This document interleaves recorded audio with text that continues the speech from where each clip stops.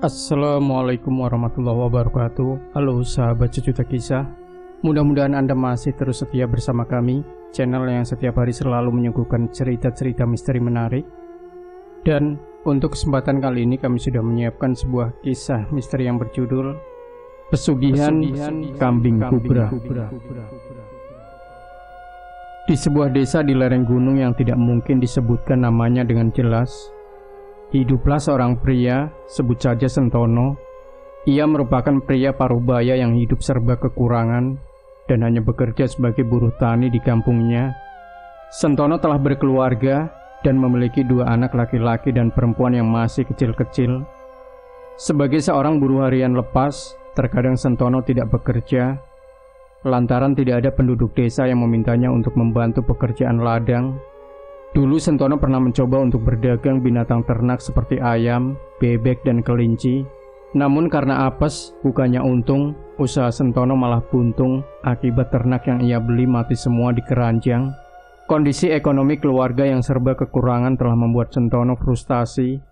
Tak jarang ia bertengkar dengan istrinya lantaran masalah ekonomi. Suatu ketika terbersit di benak Sentono untuk kembali berdagang demi memperbaiki ekonomi keluarganya. Namun kali ini ia tidak lagi tertarik untuk berdagang hewan ternak, melainkan berdagang sayur mayur. Untuk mewujudkan impiannya tersebut, Sentono bertekad pergi ke kota untuk mencari sahabat kecilnya yang bernama Marijo. Kali saja Marijo mau memberi utangan untuk modal usaha. Konon, Marijo yang merupakan sahabat kecil Sentono telah menjadi orang sukses dan tinggal di kota. Setelah berpamitan pada istrinya dan mengutarakan keinginannya, Sentono pergi ke kota mencari Marijo dengan menumpang gerobak tetangganya yang biasa digunakan masyarakat sekitar mengangkut hasil ladang ke pasar. Singkat cerita, Sentono telah bertemu Marijo di rumahnya. Betapa terkesima hati Sentono melihat sahabat kecilnya tersebut sukses luar biasa. Dalam hatinya ia tak percaya rumah magrong-magrong bak istana dengan halaman luas yang ia tumpangi saat ini merupakan rumah Marijo, teman mencari kayu bakar di hutan waktu kecil dulu. Setelah menceritakan kondisinya dan keluarga, Sentono mengutarakan kedatangannya untuk mencari utangan sebagai modal usaha di kampung. Karena merasa iba dengan kehidupan sahabat kecilnya tersebut, akhirnya Marijo mau memberikan modal kepada Sentono, namun dengan syarat. Marijo mulai menceritakan perihal perjuangannya dalam mencapai kesuksesan seperti yang ia miliki saat ini. Salah satunya ialah dengan laku ritual. Belakangan Marijo menawarkan pada Sentono untuk melakukan ritual yang sama dengannya, yakni dengan menjalankan pesugihan kambing bubrah. Pesugihan kambing bubrah merupakan ritual yang dilakukan di sebuah goa di tengah hutan yang bernama Goa Kambing Bubrah. Karena tergiur oleh Marijo, Sentono pun mengiyakan untuk melakukan ritual serupa dengannya. Setelah bermalam di rumah Marijo, keesokan harinya Sentono diantarkan oleh Marijo menuju rumah juru kunci Goa Kambing Bubrah. Di sana Sentono menghadap langsung pada juru kunci yang bernama Mbah Supo. Mbah Supo mengajak Sentono ke sebuah goa di tengah hutan yang disebut Goa Kambing Bubrah. Konon, goa itu dihuni oleh siluman kambing yang beringas, yang bisa memberikan kekayaan kepada siapapun yang berani menghadapinya dengan persyaratan tertentu. Dengan hati-hati dan penuh ketakutan, Sentono setuju untuk melakukan pesugihan tersebut demi keberlangsungan hidup keluarganya. Mbah Supo memberitahu Sentono tentang ritual yang harus dia lakukan di dalam goa, termasuk memberi sesajen dan menjalani ritual khusus di depan batu menyerupai kambing yang berukuran besar. Setelah melewati serangkaian ritual yang mencekam dan menakutkan, Sentono keluar dari goa dengan gemetar. Dia tidak tahu apa yang akan terjadi selanjutnya, tetapi ia memiliki perasaan campuran antara harapan dan ketakutan. Beberapa hari berlalu, Sentono mulai menjalankan usahanya bermodalkan uang pinjaman dari Marijo. Ia menjadi pengepul hasil bumi, baik sayuran dan ubi-ubian dari masyarakat sekitar, dan menjualnya kembali ke kota. Dalam waktu singkat, usaha Sentono semakin terlihat keberhasilannya. Dagangannya selalu habis.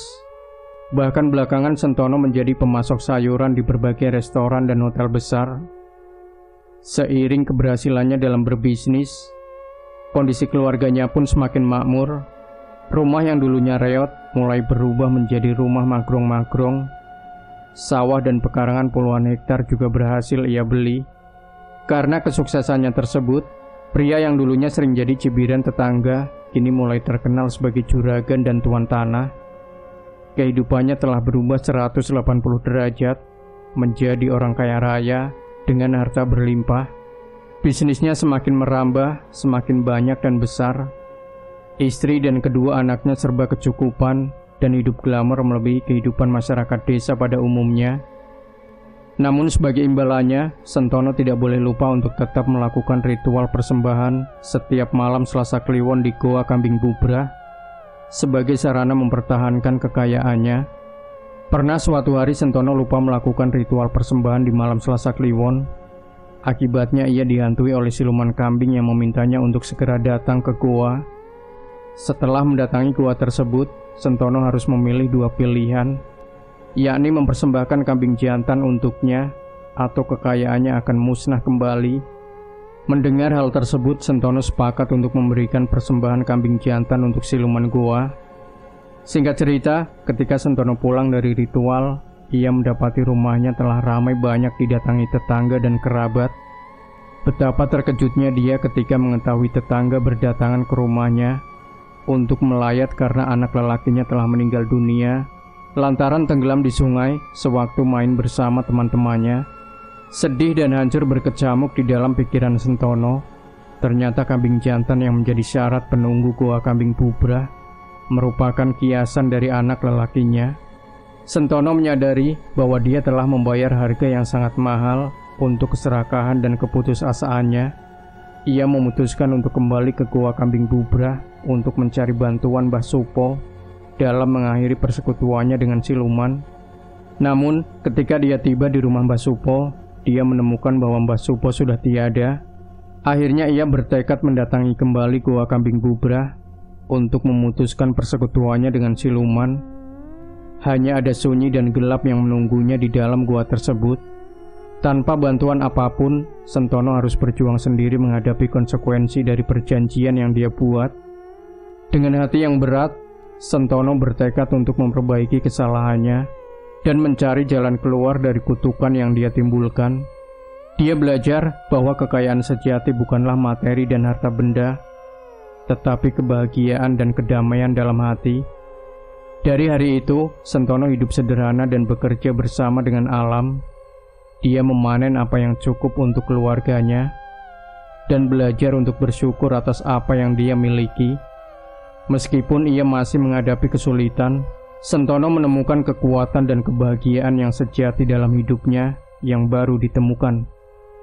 Itulah kisah pesugihan kambing bubrah Sentono yang bisa kita petik pelajaran untuk terus memperkuat keimanan dan menjauhi sekutu dengan siluman. Demikian sahabat Sejuta Kisah, jangan lupa berikan komentar Anda, like, share video ini, subscribe channel Sejuta Kisah, dan kembali nantikan cerita-cerita misteri terbaru dari kami. Wassalamualaikum warahmatullahi wabarakatuh.